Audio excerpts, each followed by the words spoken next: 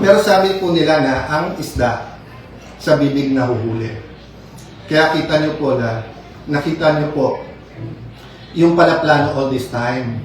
Arestuhin, takutin, intimidate ang nasa majority. Either lumipat or ikukulong. So as I said, at the proper time, evidence will come out. I won't go to the merits, demerits. Wala kaming problema na kasuhan. Wala kaming problema na sa korte patunayan kung sila ay guilty o hindi. Ang problema po namin, yung gagamitin yung threat, na pag lumipat ka dito, wala ka ng kaso. Pag diyan ka, tutuluyan ka namin. Wala pa nga yung impeachment, ganyan na ang usapan. Ano pa kaya? So again, I've communicated this behind closed doors. I've communicated this in rooms like this with the majority, minority.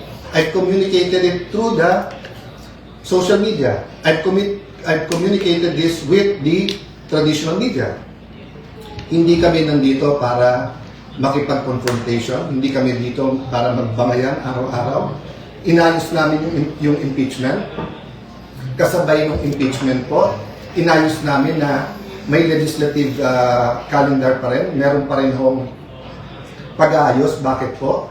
I'll talk about that maybe over the weekend. Yung kung hindi ang numbers kasi natin, parati tayo nako-confine sa 13-11, sa 12-11, diba, sa 6-7, kung ano-ano ng numbers Ang importanteng numbers, inflation.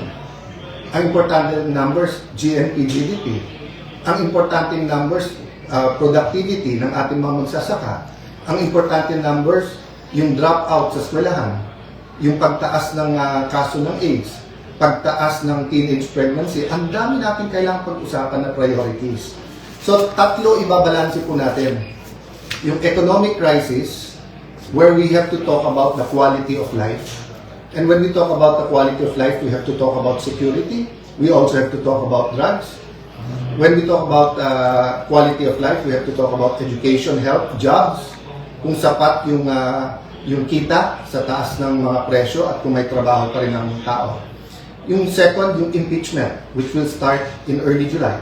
But third, is the corruption issues katulad ng flood control. So we finished a caucus over lunch and we agreed, subject to some minor discussion pa among our chairpersons and the paperwork, that a subcommittee will be formed sa flood control and Senator Marcoleta will issue the notices on Monday para ituloy na sa Thursday yung flood control scam hearings.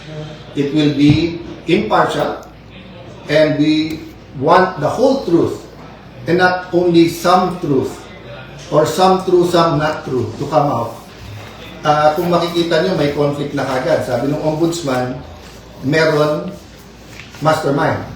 Sabi ni Senator Lacson, walang mastermind. Sabi ni Senator Lacson, ito yung mga dapat hindi imbitahin. Sabi naman ni Senator Marcoleta, ito dapat imbitahin.